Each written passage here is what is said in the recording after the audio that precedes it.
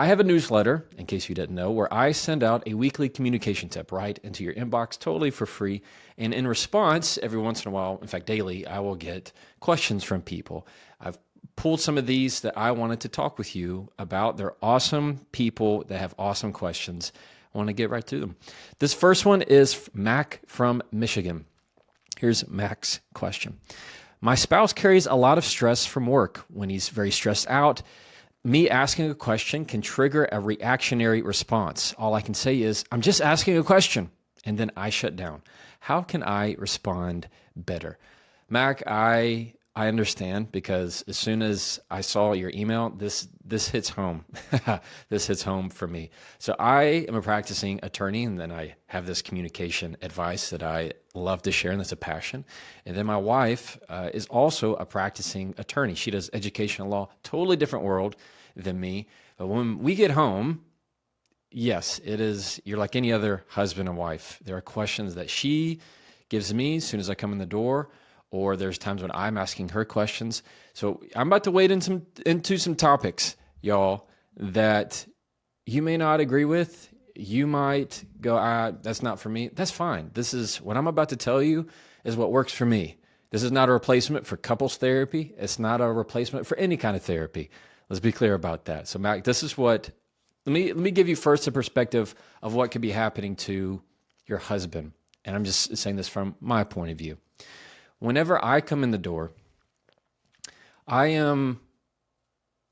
have finished my day. I'm driving and I get home, finishing a whole lot of high-level tasks that big decisions for my clients, big decisions for me, big things that I took a lot of processing, a lot of mental energy. Maybe I switched between doing a podcast, dealing with some issue at the office, in my law firm, and even switching between tasks.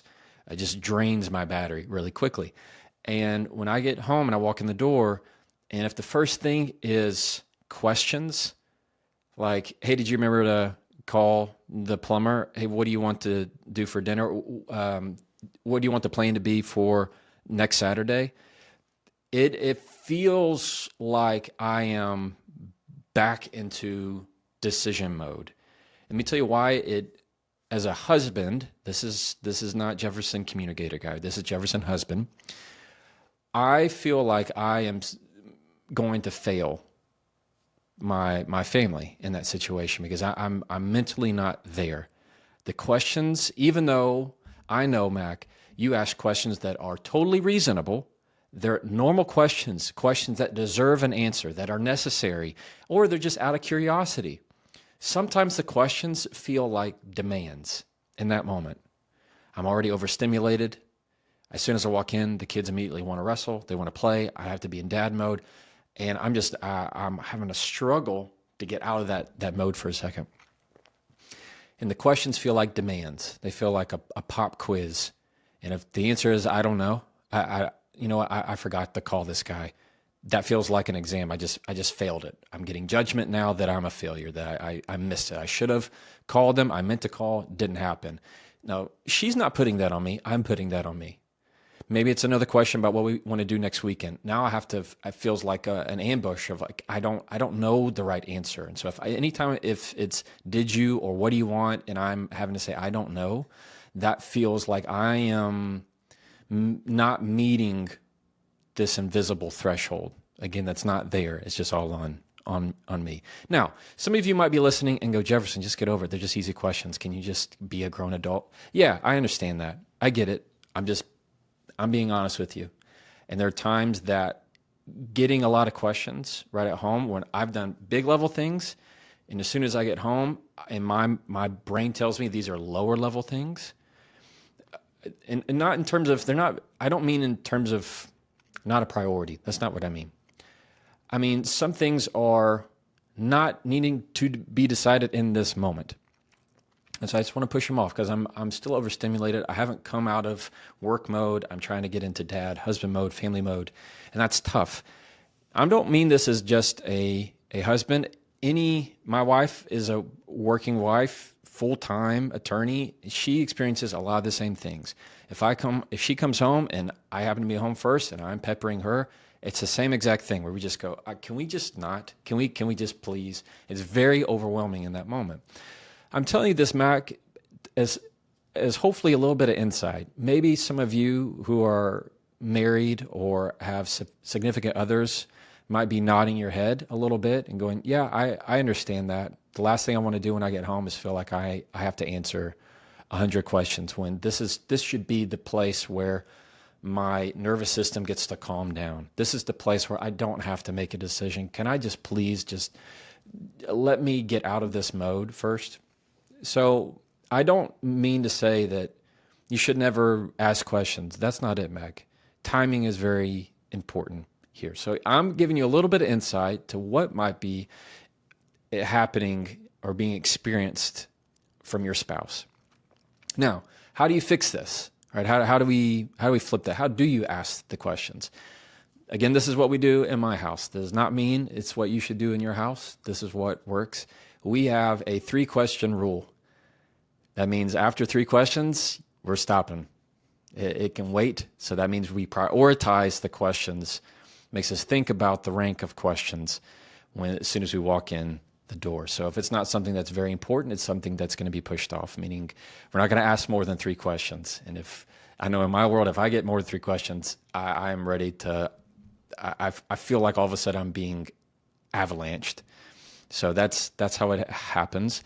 I'll tell you, it helps also to have a routine. For me, if I go home, walk in the door, and I change clothes, I hug on my babies, and I get out of my work clothes. It doesn't even have to be work clothes. Just get into a different outfit.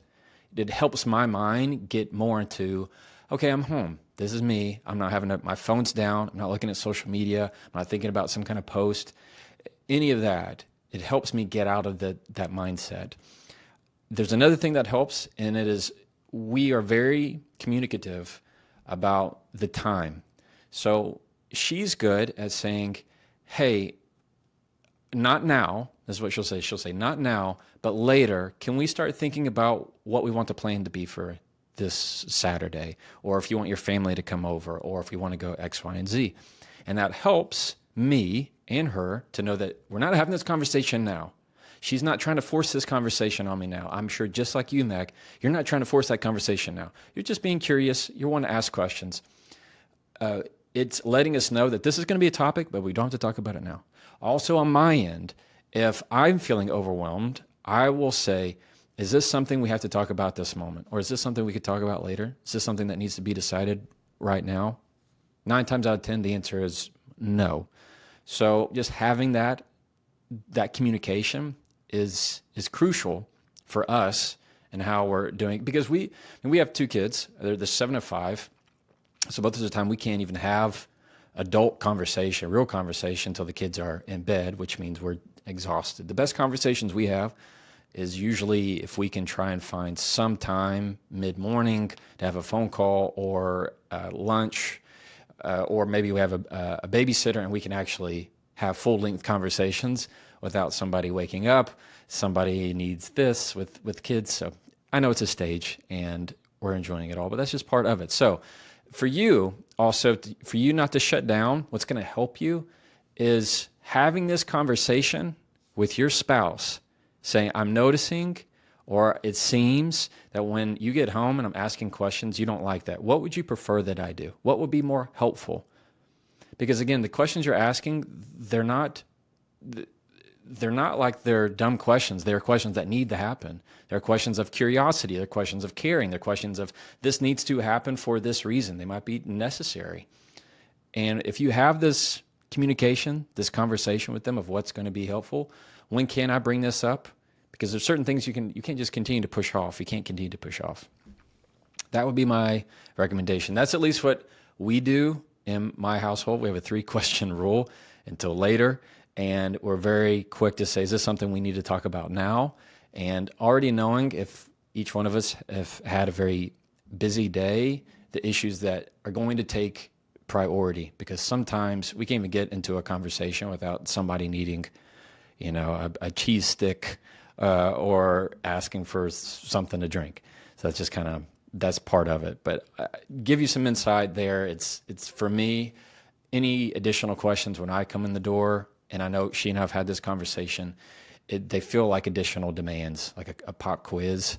And if I don't have the answer, I start to feel like a failure, and then I get more overstimulated, and it just gets worse. So that would be my recommendation for you, Mac. That was a great question. Question number 2. Hey, Jefferson, I've heard you talk about how your content on improving listening skills is your least popular. I'm actually very interested in that topic. What are some ways to be a better listener? David, you're exactly right. Anytime I've made a video or put any kind of content out on how to be a better listener, you know how many people like it? Hardly anybody. It's always my least viewed video because nobody wants to be a better listener. We want them to be a better listener. We want you to be a better listener, but we never want to be that person. Isn't it funny how that happens? My most viewed content is always how to handle the toxic person, the mean person, what you can do to hold your ground with him. It's never how to be a better listener or be more empathetic or be more understanding. That's the way the world works. David, how to be a better listener. This is my overview for this. There's something what they call active listening, which I think is kind of a weird name for it. But they term active listening when somebody goes, mm-hmm, yeah, oh, right, mm-hmm, mm-hmm. And they continually start to almost talk in nonverbal whenever they're listening to you. That I find, me personally, I find annoying. It can go too far. It can definitely go too far where you feel like this isn't really sincere. Now, I've been on plenty of podcasts and the other person's like, right, oh, that's so true. That I find to be completely genuine. That's completely genuine. It's when you can go too far with it. So there's that point of active listening, which is really just a way of engaging you, continuing to give you something to do while you're listening, while you're absorbing the information. So that's something I don't find unhelpful, but I want you to know that is out there. Here's what I would recommend to be a better listener. One is mirroring. It's very easy. You take the last little bit of somebody's sentence and then you ask it back to them. So let's say I'm telling you this phrase. Yesterday, I really just didn't feel like somebody was listening to me. It was just a really hard day. You would reply, hard day? Or you had a hard day? Or it sounds like you had a hard day. You go, yeah, no, I did. I had a really hard day. And then we'll keep talking. You grab the last little 2 to 3 words of somebody's sentence, you just repeat it back to them. Now, you don't want to continue to do that because then it'll be almost robotic, like what's wrong with you? You're not engaging in conversation with me. But it's very helpful in getting you to listen. Second thing I like to do with listening is getting very disciplined on the practice of refusing to allow myself to think of a response while they're talking.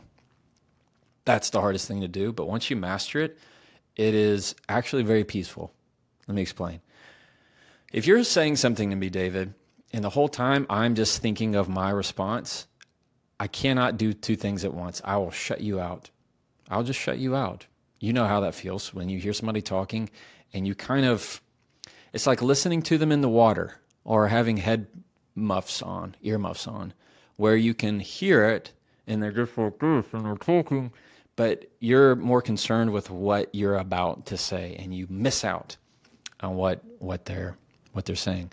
Except my wife says she can do both. She says she can multitask, and that's true. I don't have that ability.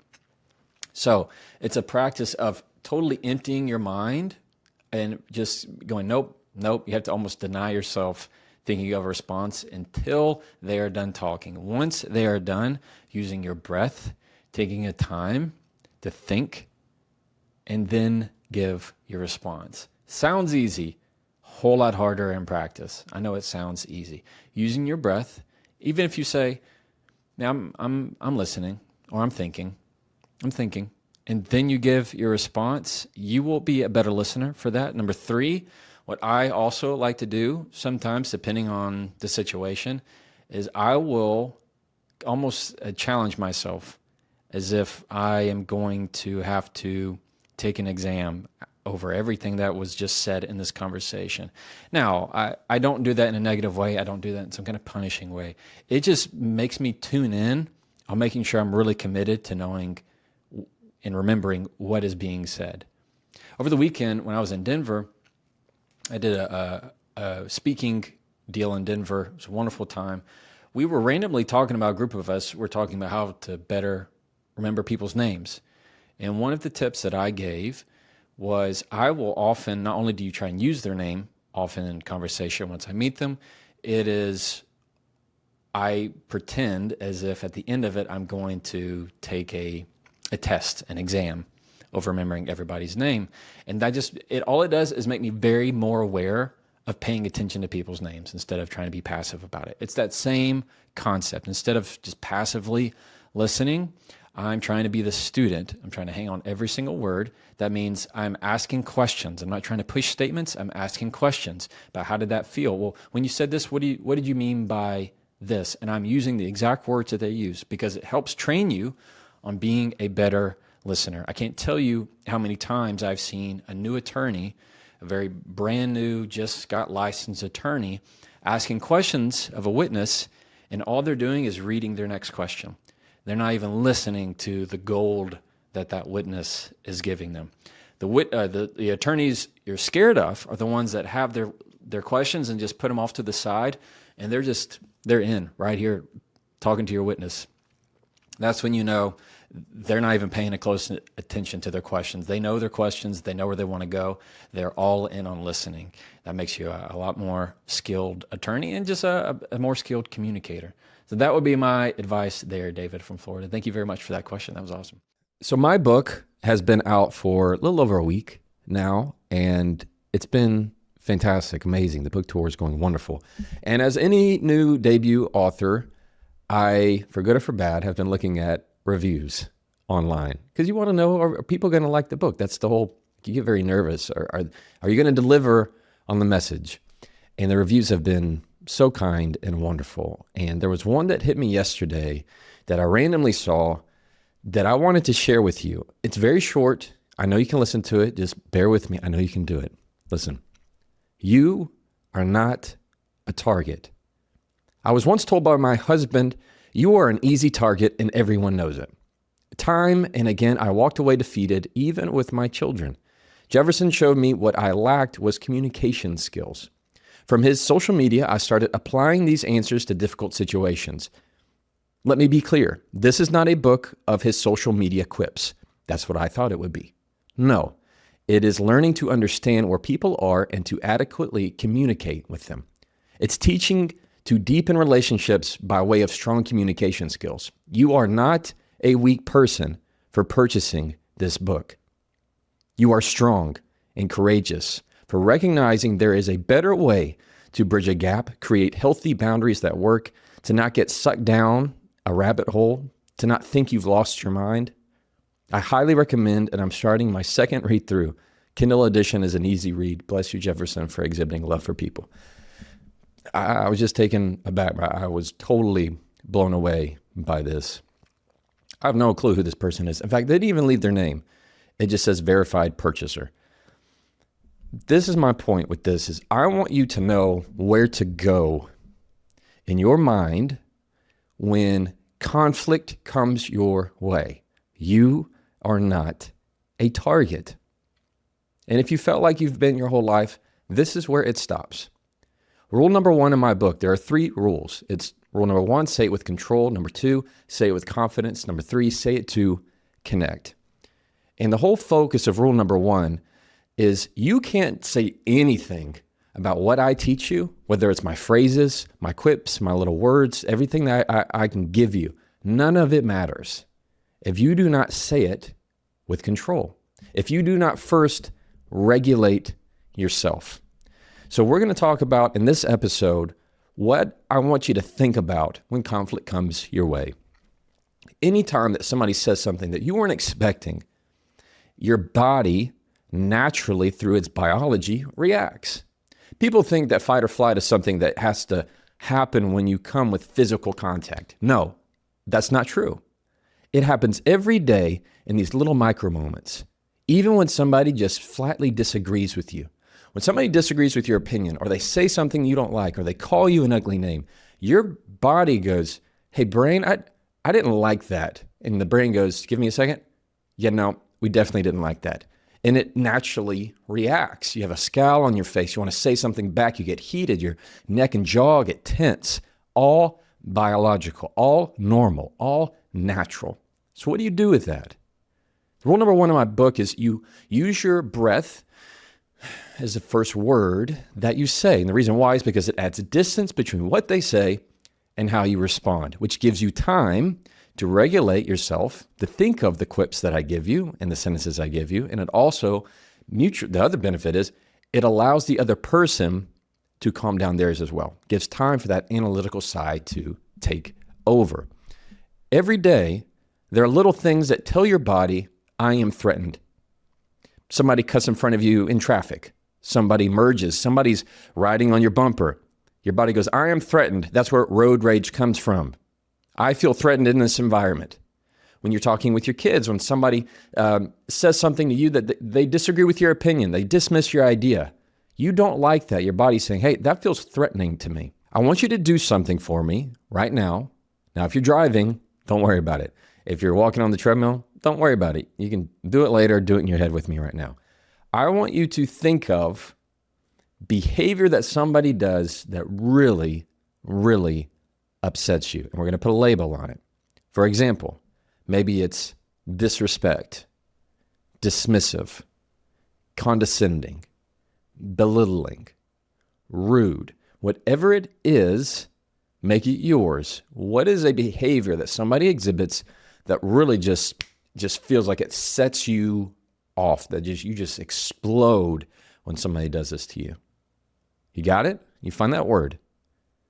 Now, write it down, and right next to it, I want you to write, does not threaten me. Does not threaten me. So the sentence would be, dismissiveness does not threaten me. Rude comments, backtalk, insults do not threaten me. This is the mindset I want you to have when this kind of stuff comes up in your life. Why? Because it is telling your body of, hey, when somebody raises their voice, that doesn't threaten me. When somebody calls me that, the way I'm reacting and telling my body is, hey, this does not threaten me. That's what you're doing with your breath in that moment. That's why we give it time to tell your body what is happening in front of me is not a threat, right? It's this idea that you've seen the big animals, whether it's a lion or an elephant or something, they have like maybe a little dog or something. They just go, what is this? It's like a little animal coming up to a big animal. They're not threatened in any way. That's the whole mindset here of, hey, what you're doing this isn't threatening to me. I'm seeing right through it. Cool? I'm going to tell you a quick story right now that I don't think I've ever shared.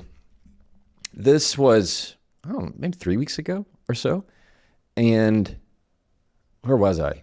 I think I was in San Diego Airport. I was in the San Diego Airport. It may have been San Diego. Everything's blending together at this moment, and it's early. Give me a break. I got through security at TSA and went, and I was looking for my gate, and I kept following the signs, and then all of a sudden I was outside of the security. The gate, the terminal, it wasn't the terminal. The gate was actually in a separate terminal, and I just walked myself all the way through. I'd already gone through security. I'd already gone through all the check and the getting your stuff out and ready and giving your ID. I started walking out, and I passed this exit where it goes, the point of no return, where it has a red line there at the airport. And I walk out of it, and all of a sudden, this is me by myself, and I look and I say this out loud. I go, oh my gosh, I got to do this all over again. Because I have to know I'm going further down where a separate terminal is. And I say, oh my gosh, I got to do this all over again. And a voice that I had no clue where it was coming from, female voice, goes, that's why you should read the signs, sir. And I'm trying to find who that is. And I turn and look. And as I'm looking, she goes, "You have no one to blame but yourself, sir. That's why we have signs." I don't know if you're feeling this, just hearing it to me. Just the way the tone came across was so condescending and unexpected and unnecessary. You ever had that? "That's why we have signs, sir. You have no one to blame but yourself." And I remember being just taken aback. Who are you? And it was a TSA agent. Now, if you're a TSA agent, I know not everybody is rough and can be terrible. And hey, I'm an attorney, for crying out loud. Not all attorneys are bad. There are some TSA agents that are wonderful. There are some people that are bad. We all have bad apples in every profession. This one right here, this lady, she was a middle-aged lady, just looked so smug as soon as she said that. And this is what my body wanted to come back with some really good zingers in that moment. I wanted to say a few things to her because it was really rude. It was it was unnecessary. And this is what I did. Of course, I have to practice what I preach, right? I looked at her for like 5 seconds, trying to figure out, did she say that? And I just give it time. And now she's sitting back and blinking and looking at me. Her smile is gone. And this is what I asked her. I said, "How do you feel when you say that kind of thing to someone? Does it give you joy?" That's what I said, like verbatim. And immediately she got red, and just got red in the face and apologized right there. I didn't have to prompt anything. She goes, I'm sorry. I'm sorry, sir. You're right. That wasn't kind. You're right, sir. I'm sorry. Yes, you can find the terminal if you go straight down." And now she was in helping mode. You can go right here, and this is where it's going to be. I would say, "Oh, well, thank you very much. I appreciate that. All right. Well, you have a wonderful day." You are not a target. You are not somebody's punching bag. You are not the outlet for somebody to release all of their frustrations and their angers and their smugness on you. These tools work. This is why I talk about them. That's why I feel so passionate about sharing these. You had the choice right in that moment when somebody says something ugly, when they're the TSA agent in your life. How are you going to react? What are you going to say to that person?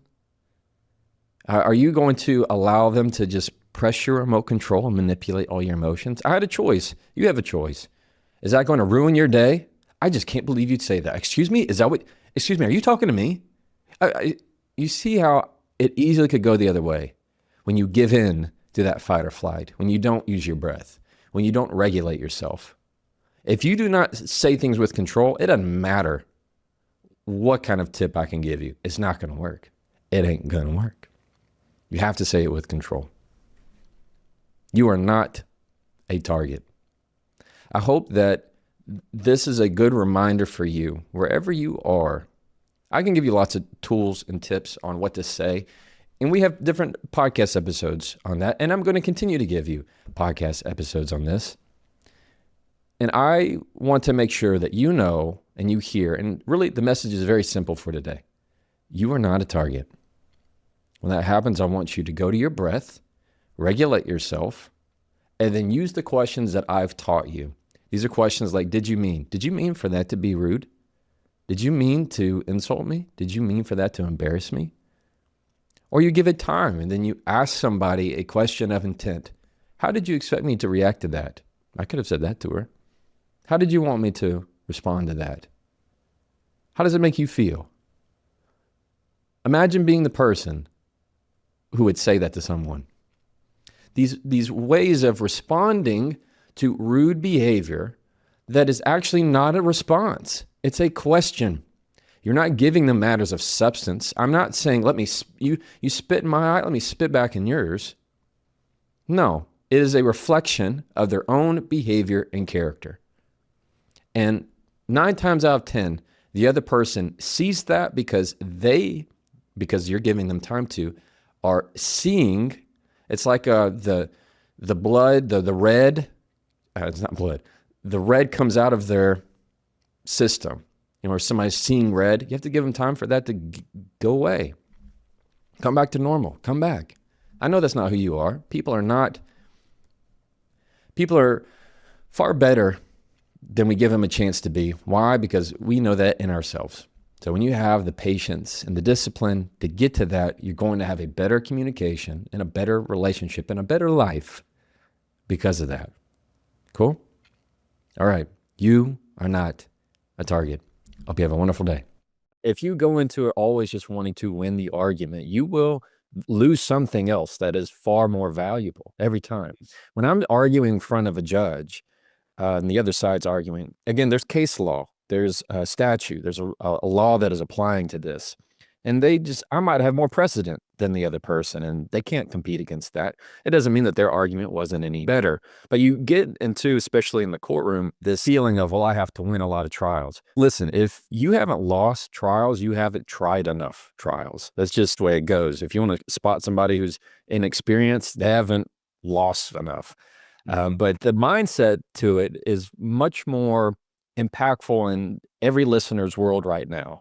That if you find that every book you read, every blog that you see is something that how to win every argument, it's lying to you, because what you're going to do when you have that mentality is you're going to lose the relationship. You're going to lose their respect. They're going to close themselves off from you. You're going to be less approachable. You're going to lose quality of your reputation if all you seek to do is win every argument.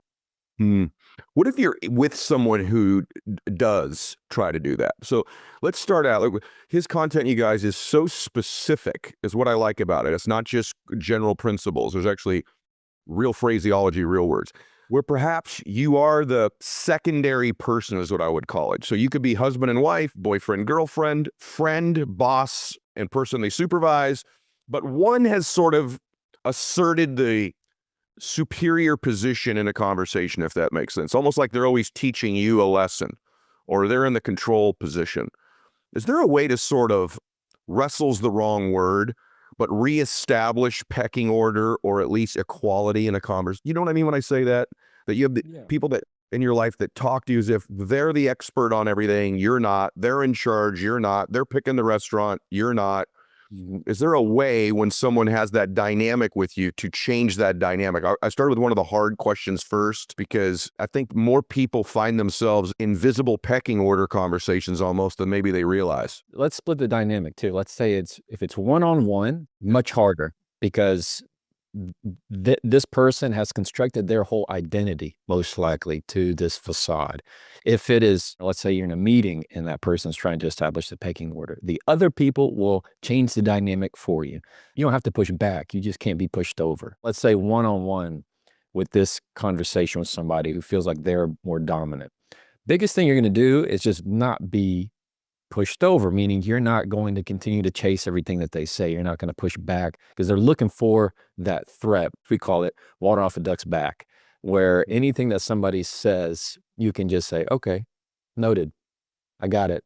No, if I have any questions, I'll ask. This ability to kind of be in the pocket in your communication. The temptation is we want to compete with them. Oh, you just went skydiving? Oh, that's great. I just went twice. Oh, Ed's great. Yeah, you need to. And they start to compete with one another of how many names they can drop, how many experiences they can share. But all that does is show more and tells more about their insecurity than it does really about any kind of true substance. Let's just use the word alphas, or the people that are very confident in the communication, the conversation, typically say much less. You've been in those meetings where the person who always has their 2 cents, the person who always has something to say, is the person most likely the least removed from the actual true conversation of what's happening. They have to tell you so much so that you can know how smart they are. The real top dog is the person that's the most quiet. And when that person speaks, everybody's quiet and everybody listens. So insecurities are very loud. Confidence is very quiet. You said that about leaders too. It struck me where you said actually great leaders learn to say more with literally fewer words than the non-leader. You believe that's one of the traits of a great communicator, of a leader, correct? Correct. Good leaders respond in conversation. Great leaders leave room for conversation. So when there is this mentality that the leader has to say, "Oh, I'm captain of this ship and everybody should know it. Oh, who do you think you're talking to?" And they need to correct and drive traffic and go, go, go. The best leaders are ones that they don't have to prove everything. Insecure people feel like they have to prove. They have to say a whole lot just so you believe that they're smart. Confident people know that. Great leaders already know that. They're the ones that have this calm energy. In my view, the best leaders have a calm energy about them. When they're on the floor of whatever is happening, instead of this erratic, what's going on? Okay, we need to do this. And they start shouting and getting mad and yelling at people versus the person who comes on the floor and goes, okay, what do we need to do next? What's happening next? Instead of the blame, it's where are we moving forward? So driving the conversation in a way that sets authority. People are looking for anchors in conversation. Same thing in their everyday business. Employees, supervisors, whoever it is, they're looking for the anchors in their organization and same in everyday conversation. So you have to find the way to be confident enough to be the anchor. So good, Jefferson. When I'm in a conversation that I feel like it's getting away from me. Let's say that. That could be a sales negotiation. It could be a conversation with a friend, you name it. I feel like in my case, most of the time, it's speeding up faster than I want it to. You talk about this in rule 1, number 6 is control the pace. And as I listen to you, I mean, you're very cognizant even of your pace and the way that you communicate, even on the show today and even in your content. You do. You're actually a little faster when you do the content from your car than you are right now on the show. You're even a pace slower today than you are in your car. So I watch that, like tonality and pacing. Yeah, let's talk about that in a conversation, because when emotions run high, oftentimes for me, I feel like the conversation is speeding up where my intellect is now not quite as sharp as my emotions are running, if that makes any sense. So what are strategies to control the pace, and what does that even mean? Yeah, I love that you picked up on that. Anytime you are getting that fight or flight, and I know all of your listeners, highly educated, they know fight or flight.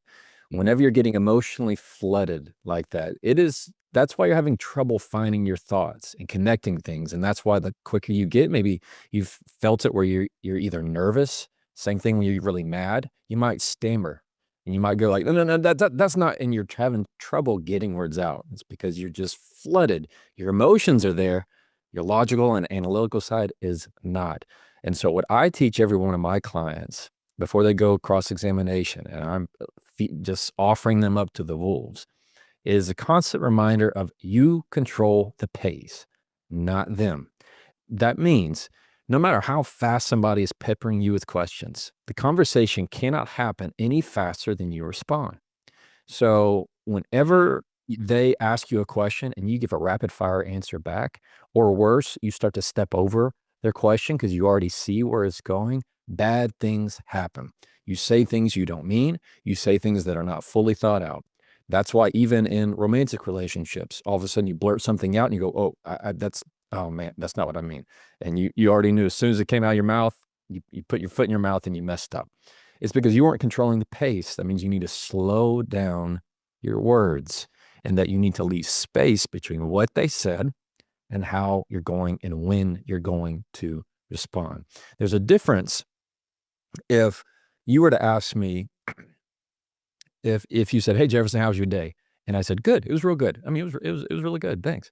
Versus, "Hey Jefferson, how's your day?" And I said, "It was good. It was a good day." Like you can just hear the difference in which one listened to the question, which one thought about the answer, which one makes the other person feel acknowledged or heard. Same thing that's why rule number 1 is say with control. If you go down and let's say you're at work and all of a sudden you go, "What's wrong? What happened? What's going on?"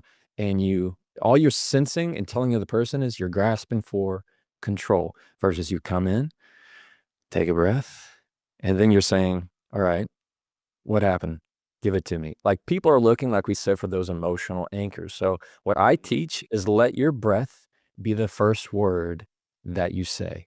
That's how you set the pace of a conversation. So where your first word would be, put a breath in its place. And what's that going to do is keep your analytical side engaged into where you do not allow yourself emotionally to get emotionally flooded. And the second benefit is neither does the other person, because now you are also injecting the time and forcing them to slow down. You have a very calming demeanor, by the way. I mean, we just met, 10 minutes ago, 15 minutes ago, and I came on to the recording. I was like super frazzled, was a couple minutes late. And just the first few words out of your mouth, I was like, oh, he's a calm presence. He has like a very soothing voice, and felt my frustration and anxiety decrease a little bit just with that. Is that intentional? Like, have you intentionally learned how to present yourself and how to show up in a certain way in order to just deflate a situation? The answer is that comes naturally from what's been modeled for me. I will absolutely say that I have been blessed in a way to see models of diplomacy in my family and how they handle and address conflict. I'd grow up, I'd get so mad. I mean, I'm a teenager. I'm getting mad at my mom. She's trying to control me. She's trying to do this. And I'd come to dad, and dad go, so? I'm like, but dad, I got this, you don't understand. He'd go, so? And it would be like, oh man, what?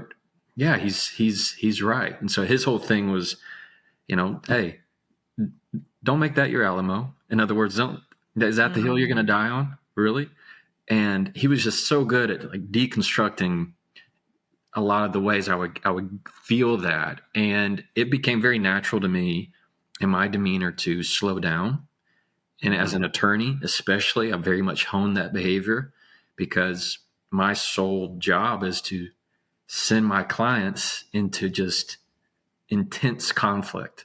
So I have to train them and teach them and calm them down in very significant ways. And a part of that is what I've learned now that I've like working backwards of why is that?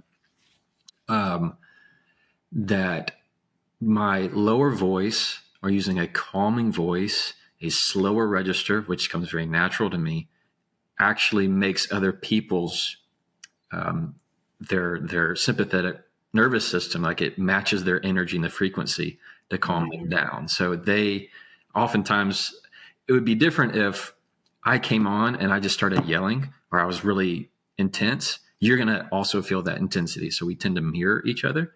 And so when I come in, I'm a lot more calming and talking about our day and how's your morning gone, then your body's like, oh, okay, I can match this frequency. And then it kind of just starts to ease. To ease in, to ease down. That's for sure. Yeah. Let's talk about the person who is angry, wants justice, believes they're right, wants their way. Yeah. You probably deal with some of these people every day. Every day.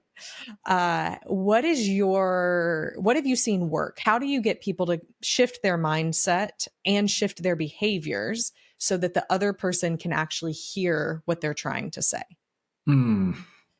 So let's put it in a context. Let's say, let's put it, I assume for your readers, it's marriage, it's relationship.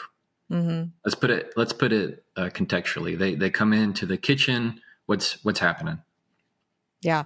Okay. They come into the kitchen, and let's say it's a wife. She's been working hard all day, getting the house clean, making dinner.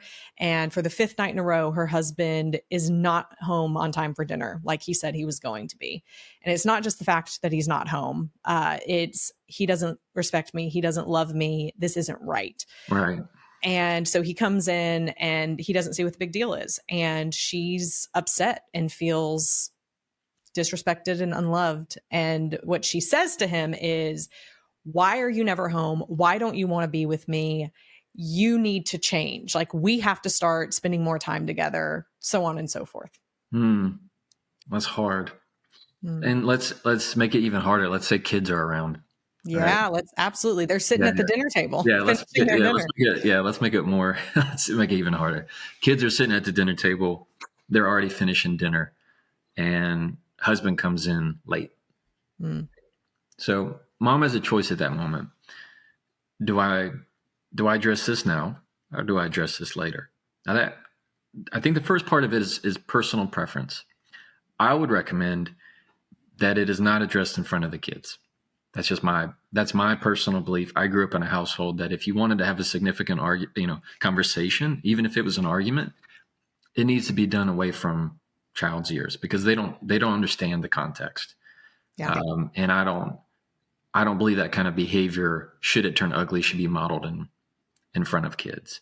If you can't have it in a healthy way.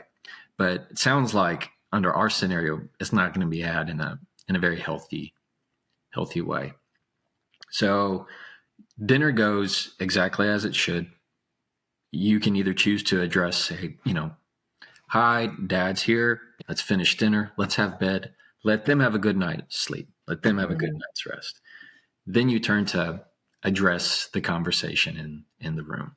What you don't want to do is start off with a why, like pushing the why question. Yes, that's the question you want to know, but when you put it in terms of a why, it very much feels like a challenge. So it pushes a threat to our body of challenging your autonomy. It challenges your competence. If I were to just say to you, Kimberly, let's say you did something, I said, why'd you do that? Our immediate response is, because I wanted to. That's right. Who are you to question me? Yeah. Because that's what I wanted to do. What's into you? So it works the same way. You have times where if you start with why, it is immediately going to put them defensive, because it is a challenge. It is a trigger to people. So the first question, my style is very much a diplomatic, let's come to the root of the matter. Because if you just start complaining that they're late, they know that they're late. So you complaining that they're late does nothing in terms of resolving the real issue, right? It's just you venting. If you need to vent, tell them that you're going to vent. If you need to, put a frame around it. I just need to vent to you for a second. I want to talk about this later. I want to talk about it afterwards, but I need you to be a place to just vent. They probably aren't going to want to hear that. Bigger issue is going to need to be, where is this coming from in terms of the repeated behavior? A very much more powerful way, I think, way to address this is, do I need to give up on the idea of you coming home on time? Because if you ask it that way, they will answer in the negative of like, no, you don't need to, I can do this. I can do this. At the same time, you need to be very mindful of what's happening in their day as to why they're late. And that means you're asking questions more along the lines of, what happened today? How was your day? Like finding out, because you really don't know. Right. Most of the time, if you just, like typical scenario, right, Kimberly, is they come home late, kids are down. Great. So you're just going to be, I guess you're just never going to be home. Is this what it is? Like you said, you're going to be home the other week. You have no clue what happened in his day. Who knows? It could be something where it's, maybe it's something at work, maybe it was traffic, maybe it was, who knows? So you always have to have a pause to understand what's really happening in their world. If it is a complete sign of disrespect, that they know that they're being late and they just don't want to be around, that's much more of a boundary that you need to put up and be much more assertive and aggressive with it. That means that sounds more along the lines of, I'm interested in a relationship that shows up. If you're not interested in that and being with us at dinner, I need to know that now. There are times where I think you need to ask them in ways that want them to talk to you rather than want them to close up to you. So often we feel like the answer is to attack, when that just makes them claim up more, rather than trying to be understanding of what is it about us that makes you not want to be here. And that starts to crack that a whole lot more. And it also, the other part of that is being able and willing to hear what they might honestly say. Yeah. Because sometimes those answers back might be, well, no, there is something about us that makes me not want to be here. And here it is. Right. And then that can lead to a cycle of poor interaction, poor communication. Yeah. And Mhm. how many times you get in a it's cyclical where you're getting in an argument, you come to the same place, but it just gets worse. It just gets worse. And Jefferson, I can imagine that, with you having a history, a family history, a professional history, just the experience in your life, the what's the word I'm looking for? Like the importance that you have put on communication just in general for you, you probably tend to show up communicating well in your conversations and in arguments, but there are probably people that you get in arguments with or disagree with, and they don't give the same kindness back, right? Like they don't think of not saying it in a challenging way and saying why, right? So how do you handle, so we can still continue to use the example of the wife who's mad at the husband. So let's say the wife is doing all these things. She's approaching it in the right way, not asking why, but looking to see what the core issue is. But he is using all the wrong communication styles and blaming her and X, Y, and Z. And she's having to like keep her calm in the middle of a very difficult conversation. How would you recommend to continue on in that conversation when the other person is difficult to talk to? Oh yeah. Well, that's just about any argument. They're going to be difficult to talk to, especially when you're trying to calm things down in a way. So what has been very beneficial for me is that I frame my arguments at the outset. So let's say I'm the wife in this situation, and I know deep down he's a good dad or that he really loves us. That's not the issue. There's not a fear of like, are you going around? Do you not love me? That's not the issue. It's just he's not coming home when he says he's going to come home. To me, you can frame a conversation by one, acknowledging what you know and a quality you want them to have. So if you and I can really let's say you and I are in an argument, and I can start at the outset of saying, look, I know that being on time is important to you. I know that attention to detail is important to you. I know that respect is important to you. Whatever quality I want you to have at that time, I want you to show up in, I say it. I speak that over the conversation. So if I am the wife, I said, look, I know that you love us and you love our children. And so you get what I mean? At the outset, boom, you set the tenor of they are now not going to be feeling threatened of, I have to show you how much I love you, but I do this, but I do that, but I mowed the yard, but I did this, I paid the bills, I'm working. Like I know that you work hard for us and our family. Boom, I've already calmed it down. That's you've hit a fear that they could have. Then you frame it. You put an end to the conversation, and not an end, but you put a backstop to it. I want to have a conversation with you, a real conversation with you about you coming home late. And at the end of it, I want to know why you're not coming home late and ways that we can think together of making sure you're home on time. I want to be a help to that. Boom. You've now put a backstop on it. Say, hey, we're going to have this conversation. Maybe it gets ugly. Maybe it gets tense. But I've already claimed at the end of it, this is how I want this to go. Can you agree to that? And when you get their buy-in into the conversation on the end, that's always better. So a lot of times you don't have to agree how to get there. You just have to be aligned on the goal. So if you can get them to buy in on, are you willing to engage in a conversation with me about ways we can get you here on time? If they're down for that, okay, then let's talk about it. What's happening? You're going to find way more success than that in this just throwing darts game.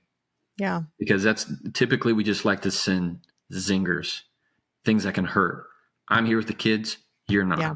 I have this. You're not. And all you're doing is you're hurting them. You're making them defensive, and you're not at all addressing the true issue.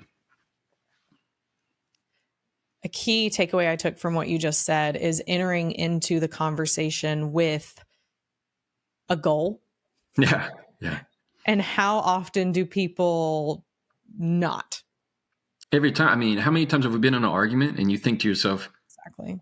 how did this start? Where Right. was I going? Where was I going with this? You go round and Where round. am I wanting to end? Right? Or even like, what's the point? That too. You go, you say, how did we start? And then how do we get out of this argument? Like we've lost our way. How did this even begin? You started talking about ironing clothes, and next thing you know, you're talking about, something that happened in 2007 on a bad date that you had. Like you never know. No, Goals, knowing what you want the end goal to be before you even start often cuts down a lot on the fluff.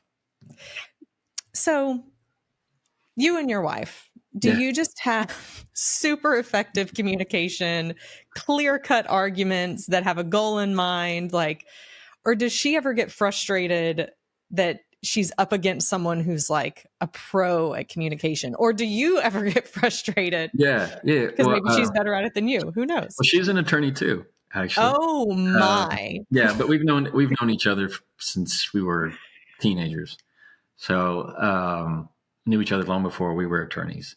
Yeah. And all it means in terms of an attorney is that she just knows if either one of us ever go into cross-examination mode. Explain what that means for the listeners. That means I am asking questions to prove a point. Like I'm using my questions to prove my point for me. And so if I wanted, let's think of a scenario. If I wanted to prove that, you left the garage door open, I don't know, I'm just making something up. And she's saying, no, I didn't. My cross-examination mode is, you had carpool that day. Yeah. You left after I did. Yeah. I didn't get home before you, did I? No. You're the one who left the garage door. But like I'm poking, I'm using my my questioning to prove my point. So, but isn't that effective in the courtroom? Yes. Yeah. That's what I'm saying. It's not beneficial for interpersonal relationship. It's only for the courtroom. Yeah. I just mean that to say that we're both very aware of when we go into that mode. And as soon as we do, we're very quick to say, do not cross-examine me. Oh, yeah, sorry. Like it's just a habit. You can't really help it, but we're very aware of when that's happening. But yeah, do I get frustrated? Does she get frustrated? Absolutely. Yeah. I would love for all those people at home who are either in partnerships or friendships where arguing happens. Yeah. Jefferson Fisher, you and your wife being attorneys, being phenomenal communicators, right? Having sometimes your job depending on it. And then you, of course, becoming now one of the most well-known communicators in the world. Tens of millions of people going to you for this. How do you and your wife argue? Yeah. And let us in on all the secrets that we all need to be doing differently. Are you ready for the tea? Yes. Okay. My wife, no, I'm kidding. She's a fantastic communicator. What law really teaches you to be concise. And what I like to compare it is I'm a lot slower. She operates a lot faster. But often we have to communicate at the same level. When you have 2 kids and you're raising a family and everything, it's a lot.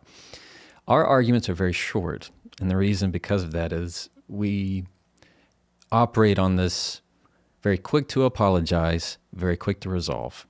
If you want your argument to be shorter, with your spouse, with your partner, with your friend, be quick to apologize. So often it is the continual circular arguments that just tend to roll on forever because you can't really sleep. When you're having that bad argument with your spouse or a significant other, it keeps you up at night. It begins to live and seep, and now you're having to put on an act for your kids when really you're irritated at each other and you want to lash out. Being quick to apologize and quick to resolve, that makes our arguments very short because we're fast to say, that's not what I meant. Or, I can see how that's how you would take it. I didn't mean it that way, or I didn't intend it that way. Whenever you can push out your intentions rather than pushing how they should react, that's a big difference. What I mean by that is, here I am taking the accountability of, I could have done better communicating that, versus, why would you behave that way? Why would you even behave that way when I said this? Who reacts like that? So when you take the responsibility for being understood, radical things can change. Even if you think they're completely at fault, they don't get it, they should do different, they should do better, but that's going to go for an argument forever, because I've tried that. Yeah. So, so you're saying that you're not saying they're right by apologizing, or by, you're saying, oh wait, maybe I could have communicated that differently. Right. And you're doing your part to try to make the argument shorter. There are times when, and again, I'm not pointing to where people are in toxic relationships, Right. People with narcissistic tendencies. Yes, that can be circular and terrible. I'm not saying you should just apologize to apologize. Yeah. What I'm communicating is, whenever there is a friction in the conversation, Yeah. we make sure that it doesn't get heated. In other words, it doesn't combust and turn into flame. It is trying to draw it out by unraveling the knot and going, okay, this is how I understood it. What did you hear? Okay, that's not what I intended at all. I'm sorry. What I meant to say was X, Y, and Z. So the quicker you can get to that, the better. That's so good. Okay, so this is what I intended. What did you hear? Yes. And then, oh, okay, well, that's not what I intended. Here's Yes. this. Right. I want to just share something that I think is so profound, because every time I was growing up, when I knew my parents were arguing or this or that, and they Yeah, didn't yeah. argue much. My parents actually just didn't talk about hard things. Yeah. When they did argue, and I knew that they were, I would go in and I would, say, is everything okay? And they're like, absolutely. And, they cover it up. And Yeah. we think we want to protect our kids and hide it. But if an argument's getting drug out and we're actually hiding it, I read something where children are learning to not trust their own intuition, because they're saying, is everything okay? We're like, oh, it's fine. It's fine. They know it's not. Yeah, they can sense it. They sense it. Yeah. And we're saying, don't trust your senses, or your senses are off, or Yeah. something like that. And so the idea of, the stronger you become at communicating Yes. and learning how to respond in an argument with someone you love in a way that diffuses it, Yeah. just has so many ripple effects beyond just Yes. that particular thing. So I love that. I want to make sure I tell you, Yeah. and right along with that, this happened sometime last year with my son, who's now 7. And I got home, long day, suit and tie, and I'm starting to make their lunches for tomorrow. Son asked me, how your day was, Dad? And I said, "Oh, it was fine, buddy. It was good. It was good. It was a good day. How was your day?" And I'm continuing to make the sandwich. And he doesn't bring it up again. We go on about dinner and bedtime, bath, everything. I am sitting on his bed for prayers and song. And first thing he asked was, "Why'd you tell me it was a good day when it wasn't?" I kid you not. That is exactly what he said. I said, "What did you mean?" He said, "You didn't say it like it was good. You said it like you were sad." And I mean, it was such a just slap in the face of, I'm never going to say it was just good again. He needs to hear that from me, even when the day's been bad. He needs to hear when it's been tough. I mean, and it was just this moment of, how dare I try to just gloss over the fact of that he needs to know that I have hard days too. And that hit me just like a ton of bricks. So yeah, no hiding from him. Wow. Yeah. Wow. You say, I think this is something really, really powerful, because a lot of people don't want to get in an argument. A lot of people don't even want to have a conversation, especially if there's like anything hard or difficult or challenging, or any of it. And you say that when you align your conversations or your arguments with your personal values, Yes. that you're sort of aligned then ahead of time with your goals Right. before you go into it. Can you explain to us what that Yeah. means and how we all do it right now, today, Yes. in our lives? So values are intrinsic to everybody. What I value is going to be different than what you value. They might be similar, but we all take it different ways based on how we've been raised. What values do is guide you like a North Star when you don't have any kind of compass. What I do, what I encourage, is that people have conversational values, because when you do, decisions become easier. Take it, for example, with a company. Your major Fortune 500 companies, like your company, there are ones that have values. And when you have a value, decisions become easier because you don't have to question it. You follow the value. If my value is I only work with clients who align with me, it comes easy. I don't have to make that decision. I know that that's who I'm going to work with. Same thing in your conversation. So one of my values that I hold dearly is where there is kindness, I will use it. Where there is room for kindness, I will use it. Doesn't matter what they did. Doesn't matter what they caused.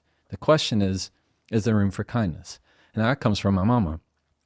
I would complain about something that someone happened at school, expecting her to, buy into the tea. Let's get some, how dare they kind of thing. And what my mom would say is, well, were you kind? And I can hear it in my head. She'd say, well, were you kind? And I would always go, I'm probably not, Mom. And she'd go, well, I think you should be kind. That was just her thing. And that became such a value of me, of when I'm talking on the phone to an opposing attorney and he says something snide, I know that he's trying to jab me. Is there room for kindness? I'll use it. And I'll say something like, well, you know what? I know you really care for your clients. I know you really care for your clients, Matt, and that really shows. Any way that I can just share a little bit of kindness, I don't have to worry about the next zinger. I don't have to worry about what can I say to impress them. Is there room for kindness? And that's what I'll do. But I have others. And you feel like that works to your advantage every even time. With a snide attorney on the call. Yes, because they don't mistake it for weakness. Because how they interpret it is going to be how they interpret it. I'm the one that has to be left with it. I'm the one that has to walk away and go home to my family. And if I'm carrying that conversation that I had with that opposing attorney home, why? They don't deserve that. That's not what that conversation was for. That's not why they said it. And so having these values, another that I love to use is, if I can't be a bridge, be a lighthouse. If things burn down and don't work out with that other people, well, that's okay. They'll always still know where I'm at. They always know where to find me. So when you have these ideas in your head of what my value is. Explain that a little bit more. If I can't be a bridge, be a lighthouse. Be a lighthouse. Yeah. So let's say you and I been friends and we have a big fallout. Despite what I say, and I'm really trying to mend this relationship, and it's just not happening. You've written me off. It's not working out. That bridge is really burned. Well, that's okay. I'm still going to be a lighthouse. Maybe I'll see you in 5 years. Maybe I'll see you in 15 years when life has happened to both of us. But I'm not going to change the light that I'm going to put out into the world just because of our bridge was burned. Or the light you wish that other person. Yes, yeah, absolutely. And so when you have these values, and every one of us has a value, and that's how you handle your conversations, because it allows you to, I don't have to worry about decisions. The values make the decisions for me. That's so good. I love that too, because I've had to do this. I wish I've never had to do this. I've had to do this even recently, where a friend just like completely wasn't the friend I thought they were. And I think parts of our humanness want to, tell them all the reasons they're wrong, or this or that, or all the things. And it's like, I think when you can just be a lighthouse and go, okay, so it's a different friendship than I thought. And I'm just going to pray for them and love on them. And I feel like what happens then is you meet the vibration also of attracting great friends. Yes. When you, and that's your gift. Yeah. That's where it comes back. Whenever you send that zinger, that clap back, that sense of, I just put together the perfect paragraph that's going to punch them in the mouth. Yeah. It always has a bad aftertaste. Yeah. Always. Yeah. It may not be right within that moment, but it'll probably be the next morning. And it'll definitely be a week from now. And it's the longer it goes, the harder it is to come back together. I even think about that when I see comments online. Someone just like, it can feel like a temporary relief or something when you just, get that hateful comment out or attack someone. But then you're meeting the vibration of that in your life. So it just comes all around you in different in different areas. So that's so beautiful. Be the lighthouse, Yeah. even if you're not, Yeah. even if you're not the bridge. That's right. Even if you're not the bridge. How, what role does self-worth play in communication with others and with ourselves? Self-worth matters of who you're listening to. It's the question of who are you listening to when it's, say I have the confidence, or I can be assertive, or I shouldn't have said that. It is the line of who are you listening to in your life that's driving your own value. So much of what we put in self-value is a lie often. It's doubt. We sow a lot of doubt into ourselves, and that can grow over time to where when you get that one comment from a troll, all of a sudden you feel like they're telling you the truth. When really all they're doing is speaking to your doubts. And self-worth is something that you can grow into, and I don't want to say lean into, it's something you step into. Because when you can learn how to communicate effectively to stand up for yourself, just a little bit, you have that self-worth. When you can tell somebody no and it works, you feel excited about it. You feel worthy. Hey, you feel like, hey, I have that within myself of good job. Okay, now you feel a little bit better, and then you continue to grow in that step by step by step. But self-worth is very much tied to your communication, because again, how you communicate is who you are and how you feel about yourself. And how you communicate with yourself, right? Oh yeah, yes, no doubt. And because it's, remember, who are you listening to? Am I listening to my own doubts? People who are negative, say negative things. And people who are positive, say positive things. It's as simple as that. When you start to doubt yourself, it's because you're listening to your doubts. You're not listening to the positivity. When you feel anxious, you're listening to the anxiety-inducing thoughts of what ifs, rather than the comfort in knowing I knows. These are such powerful tools that we can apply to our life right now. Right. Like, and what I love is they're free.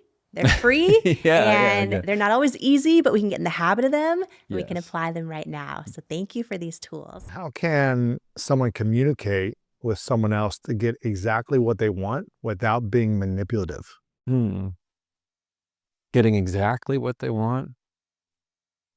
One thing that you said in the first episode that I loved, which I love, that this is my second time here. So much has happened since. That's crazy, man. What's the chance? Oh, yeah, that's so good. It is so good. It's so good. And Paul Evans taught me that like 15 years ago. It's such a good one. And it's one I've definitely added to my list of just like, man, that's so, it's just asking if there could ever be the possibility of this to happen. I'm not trying to manipulate you. I'm not trying to do anything. And the thing is, people will find a way to do it. Another one that I love, again, this is Chris Voss. Once you find like collection of people, they're like, I love what they're doing, is I need a miracle. I need a miracle right now. I need a miracle. That's good. And I did that. I used this. I was at Target and we were shopping, and I wanted ice cream so bad. So we got little bitty pints of ice cream, but there's no spoon. They didn't sell spoons. And so, but we passed the Starbucks at Target. And she was like, no, you need to buy something. It's my wife saying, you need to buy something before you need to Can't just steal that spoon. You can't, the spoons are back there. And so I went up and I was like, I need a miracle. She goes, well, I don't know what I can do for you. I said, but I'll try. I said, I got ice cream, no spoon. And she said, I got it right here. Answered the prayer. Gave me 2 spoons. And that was just playful. But yeah, that's cool, man. I need a miracle. That's great. People love to give more than you expect. They want to be the hero. Yeah. And that's when when I said that, I feel like these 3 words are the most powerful words to get anything you want besides I love you. And that's what's the chance? Like we talked about, what's the chance? And the more you can come from a mindset of what's the chance you can help me out with this? What's the chance I can get an upgrade on this hotel? What's the chance you can get me to first class? What's the chance I can get a discount on this right now? What's the chance you can give me half off? You may not get exactly what you want, but you're creating a playful, open connection with someone. Like you said, what's the chance? Or I need a miracle. Can you help give me a spoon right now so I can eat this ice cream with my kid? You're creating an open heart and a playful way of being to allow for goodness to come to your life. It's not being manipulative, but it's creating an opening for miracles to occur. Even those little mini miracles that just make life enjoyable. Yeah, just a little bitty thing. And if you can say, what's the chance? Or I need a miracle. Can you help me out? Yeah. Man, you're setting yourself up for success. Every time. And you're allowing the other person to rise up to, Be a hero. well, to fulfill that. I mean, they'll make them feel, it's a mutual sense of giving. It's the givers, like you talked about. And the reason why What's the Chance works too is that it is easy to say without feeling like you're being oppressive. Yeah. Easy to say because it's like, It's not demanding something. and it's not super direct. It's just a little bit left to center that allows it to feel okay. You know what Chris Voss told me after this? What's that? I said, say what's the chance? And I go, what else should I say? And Chris Voss said a really interesting one that's like, it could be a little manipulative. Like it could be like, you're like teetering with manipulation, but it is extremely effective as a next step, is saying, what's the chance you can get me 10% off this right now? If you're at a store, Target, Starbucks, whatever. Yeah. Can you give me 10% off? What's the chance? If they say no, this is what Chris Voss told me. He said, you can reply with a follow-up. So you're telling me you're powerless? So it's a little, I don't know if it's manipulative or what, but it's like, so you're telling me you're powerless right now and helping me? Yeah. And it's kind of like, because he said, no, Yeah. no one wants to say, I am powerless. Yeah. Well, when you have the voice of Chris Voss, So you're telling me you're powerless? yeah, I'd probably go bury my head in the sand Right? if you told me that. But it's almost like another level of, okay, we created playfulness. Now this is like, you're putting pressure on the playfulness. Right. From what's the chance or I need a miracle to if you really need something, you're putting that pressure on. Yeah. You're saying, so you're telling me you're powerless right now? Then the person behind the counter is like, am I powerless or am I powerful? Yeah, sir, this is Smoothie King. Like, But it's like, it's interesting though, because if you try it, I don't know if you'd want to try this, but if you try it, so you tell me you're powerless right now, it's interesting the responses you'll hear from people, because people do not want to be powerless. They want to feel powerful and empowered. yeah, I could see that. And if you said it from like a playful place, that's yeah, better. Yeah. yeah. But shout out to Chris Voss. Chris Boss, man, it was a good one. This is another question I want to ask you. I feel like I've probably been in more arguments than I wish in my life, where I needed to apologize afterwards, where it's like an hour or a day later, I was like, man, I was a jerk, or I reacted, or I overreacted, right? I let my childhood wounds get the best of me and I responded from a fight or flight. So what's the best way to apologize to someone after you said something that you really didn't mean in the heat of the moment? The formula that I teach is 1, the apology. This is the I'm sorry. This is the I apologize. 2 is acknowledging how they felt by it or how they would feel by it. That's as simple as, I can understand why that's upsetting. I can see how that hurt you. I can see that was thoughtless of me. So it's relating it, it's acknowledging the feeling. What you're saying in that moment is how you feel is reasonable. How you reacted, justified. That is extremely comforting to the other person. And lastly, and 3, is the next step. Next time, I'm going to get your permission before I do X, Y, and Z. Or I'm not going to bring this up again. I'm not going to bring that topic, that sensitive trigger, whatever it is, up again. Or now I know. It's showing that there's a future remedy that's been in place, that this isn't going to be continuing. Because we've all been in those situations where somebody has apologized, but they're going to do it again. They've apologized, best intentions, it's still going to fall into the same trap. And so it's just the apology, plain, genuine, authentic, understanding their emotion and finding acknowledgement in that, and then the future step. Those help you in many ways send the right apology. What you can't do is what we talk about in assertive statements in the book, is adding the word but. If you say, I'm sorry, but you did this to me, or I'm sorry, but you said, anything that came before the word but, you just eliminated, you deleted it. You know what I like to do instead? Might be a little workaround. Do you feel powerless? Is that Yeah, what you exactly. do? No. Because anytime you add but, like you said, it kind of eliminates the apology or your acknowledgement of their feelings. And so I started to say, my workaround I can't wait for this. was, I'm sorry. And I also want to talk about Just it's an putting and? Yeah, It actually is better. it's better. Yeah. I'm sorry. I acknowledge it.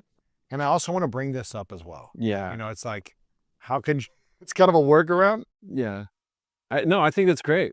It's not eliminating something, it's acknowledging and including something else. Well, what you might want to do is, instead of including it in the same sentence, you need to put a period, inner tab, then begin that. Wait like then 30 seconds. Yeah, then begin that next line. Exactly. Not in the middle of it. Yeah, but the worst is the people who had the bad apologies. Yeah, I mean, yeah. that's the kind of stuff that can just water you down. And what should we do or say when someone gives us an insincere or inauthentic apology? I think you should call it out every single time. Don't let a single bad apology slide under your door. When somebody says, well, I'm sorry that you feel that way. I'm sorry that you feel that way. It's don't apologize for my feelings. I apologize for what you said. Apologize for what you did. It's that, don't feel sorry for how I feel. I got those. Those are my feelings, not yours. I need you to apologize for what you said. So it's taking ownership of that. When they say, well, I'm sorry if I upset you. It's the response of, it's not if, it's that. I mean, you're having to correct them because that's what it takes, is a continued correction of people that understand that they don't want to apologize, so they're going to deflect. People who, a toxic apology that's kind of like, well, I'm sorry, I'm such a bad friend. I'm sorry, I'm such a horrible mother. It doesn't feel good. No, because they know what they're wanting from you in that moment is, oh, you're not that terrible. It's not what I said. Oh, yes, you did. You always do. And they're trying to take you down that. They're trying to blame you. They're trying to pull you down, and all of a sudden now you need gotta to apologize apologize. to them. Jeez. Yeah, and instead it's just the key is the understanding of what they're doing, adding distance and saying, I'll accept an apology. Like, just clean, simple, I'll accept an apology, and understanding that what they said is not one. So it's understanding that definition. Here's the challenge, I guess. I don't know if this is like a pushback to you or anything, but it's more of like, I feel there are some people in the world who have very thin skin. Yeah. And everything triggers them, even when they're not trying to trigger them. And they almost become victims saying, you hurt me every single day or week, or something that was said or not said. And everything is an attack, where it can become exhausting for a friend, a family member, or a loved one to feel like, gosh, this person has such thin skin. I'm always needing to apologize. Yeah. And most people would never take this personally, and I'm not intending to hurt someone. Right. So what if you're dealing with someone who is a victim and always trying to get you to apologize for something when you didn't really do anything? Yeah, I'm not talking about the intentional, these were really hurtful, you said something nasty to me, but just the weak, vulnerable, thin-skinned person who just likes the attention of making someone else need to apologize to them. Yeah, there are definitely those that use apologies to manipulate. They use sometimes crying to manipulate. They know. I mean, it's that my 7-year-old daughter. She knew when she was 2. She started crying, like, get your attention. Yeah, and she probably got what she wanted. Like, So, it is a easy trap to fall into. And somebody has thin skin. You go, God, look, it really didn't do anything. Here are my thoughts. One, you can't be the judge of if what you did was truly nothing. So it's a hard row to hoe, is what my grandfather would say. You gotta be careful with it. 2, if it becomes a continued habit where this person is always the victim, always everybody's against her, everybody's against him, the world is never. Those are the type of people you just need to get your hands, stiff arms slowly away from your inner circle. Add distance between them, because there are people that at that point it is a control tactic that is going to start to wear you down. So you got to it's draining. People that are just emotional sand traps, that it's always the you nevers, you always, and you go, we've already been through this. I apologize for that when it happened 3 years ago. So it's a careful line to walk, but my advice is you need to start to distance yourself from those people. Now, if you really did something, of course, own up to that. And some people are just more sensitive to others in that way. But it's case by case. Don't get it. What is it? The emotional sand trap? Is that what you call it? Yeah. That's a tricky one. And you can get caught up with either childhood friends or an intimate relationship you're in for a long time, being caught in this emotional sand trap. It's addictive. And it's just like, Yeah. okay, we make up and we're better for a couple weeks, but then if I'm not getting the attention one, I'm going to make you wrong for something and apologize and come give me that attention again. And it's just this like, Right. cycle. And I had friends that, were with somebody who was like that. And they found that they kind of secretly got some fulfillment out of always being the fixer, always being the crutch. And it most likely, I'm not a therapist, but probably started from their childhood of how they did that with their parents or their, somebody in their life, that they were always having to be there as the crutch and the scapegoat for everything. But it is a position of truly, to bring it full circle, powerlessness, to feel like every time they're taking it away from me and I can't get any traction. I mean, my biggest pet peeve when I'm dealing with, I'm kind of breaking up arguments as an attorney and having to deal with conflict, are people who are circular. They can't let it go.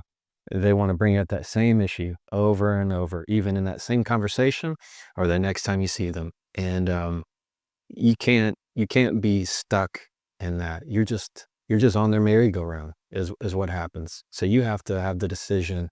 One time I even advised a client that two sisters who were against each other, and it was about as fun as it sounds. They were very against each other, and I had her lead with, I'm getting off the merry-go-round. I said, that's what I want you to start with when it comes for your time. I mean, it was more of a personal thing of like, I need you to let this person know I'm stepping off. You can step off with me, but we're going to put this issue aside. Yeah. Or you can keep spinning around by yourself. Exactly. And I'm removing myself. Yeah. Now you got it. You have just been such truly a legend in how the way you've turned, in my view, arguments and negotiations on their head. That's not how we think about them, but it's the way the techniques you teach are really, I just find groundbreaking. To the person right now who is thinking, I don't want anybody to disagree with me. I want everybody to agree with me. I want every conversation I have, an argument that I'm in, I want to win it, and everybody needs to go along with my plan. What would you say to that person right now who feels like they always have something to prove in the conversation? Yeah, you're driving people away from you. Yeah. You're consistently, you're going to find your meaningful conversations are going to be fewer and fewer. They're going to be farther and farther apart. The ones that you win will obscure how much you lose. I think of it as a Las Vegas slot machine effect. Like, people get addicted to the slots. What are the numbers? How often do you win on a slot machine? I've read that the arithmetic, the algorithm is if they let you win one in every 84 polls, you're going to keep dumping money into the slot machine because the win is so celebratory. Like if you got something to prove and you got somebody over a barrel and you force them into submission, it's like the slot machine going off. The bells and the whistles are ringing. The lights are flashing. You're getting this huge hit of dopamine anticipation. It feels so good. And you don't realize that you lose 83 out of 84 times. And they're slowly draining your bank account. So if you got something to prove, you're just slowly driving people away from you. And suddenly, you can't remember the last time you had a breakthrough. Or nobody in your industry talks to you. Or people, pay you the annoyance tax, make you so you go away, and you got all these small wins, but they don't accumulate, they don't add to much. You're not doing as well as the other people that somehow they get along with people. They're not as argumentative, but they got a bigger house than I do. They got a better car. They're making more money. How did that happen? I think you're exactly right. This idea of when you're trying to come in and prove everything and push people away, like you said, you're only draining your own bank account of life. And I think that's wise wisdom. If you enjoyed that clip and want to see the rest of the conversation, you can click right here. Or if you want to see the latest episode of the Jefferson Fisher podcast, click right here, and I'll meet you there.